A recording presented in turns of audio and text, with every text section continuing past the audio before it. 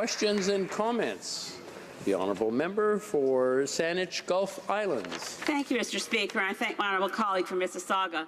I've touched on a few other aspects of C-75, and I certainly agree with my honourable colleague that doing more to deal with intimate partner violence is critical. But I'm troubled that this bill is eliminating preliminary inquiries.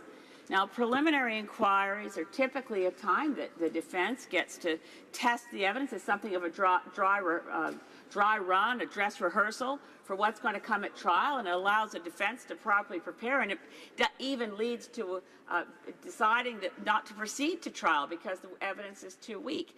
I don't understand the rationale for eliminating preliminary inquiries, all for efficiency. It's trampling the rights of the accused, who may be innocent, in the interest of efficiency. At least that's how I see it right now standing here tonight. So I'd love to know what the defence and rationale is for getting rid of preliminary inquiries.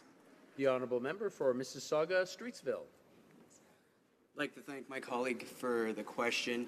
As stated earlier, getting rid of preliminary inquiries not only makes the system more efficient, it also helps to serve the victims, because we've seen through speaking with stakeholders that when we have preliminary inquiries, we actually subject victims to being re-victimized, and that's certainly something we don't want. And so there's two benefits really right there. Is one, to have it be more efficient, but also it's more compassionate because we don't have victims re-victimized.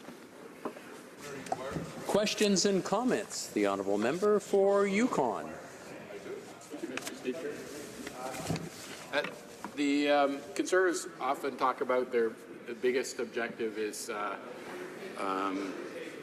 protecting victims of crime, getting justice for victims of crime, and I'd like to thank the Speaker, who just gave an eloquent speech on how, both in his speech and his answer to the first question, as to how this bill protects the victims of crime and provides them justice. That was excellent.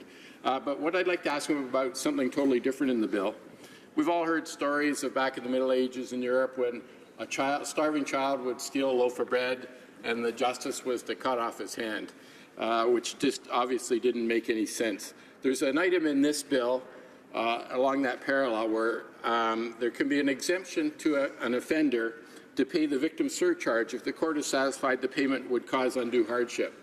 And I'd like to ask him if he agrees, because, you know, if a person is poor, they have no means of getting along, if you add an undue financial hardship that forces them into crime again, into petty theft, to feed their children or to pay their rent, does that really make any sense? Does that help the justice system? So I'd just like to ask him if he agrees with that provision that no one's talked about yet in tonight's debate. The honourable member for Mississauga Streetsville. I'd like to thank my honourable colleague for the question, and he actually brings up a very good point, because ultimately what we want to do is have true justice. And if you truly want to have justice, you have to take into account many things.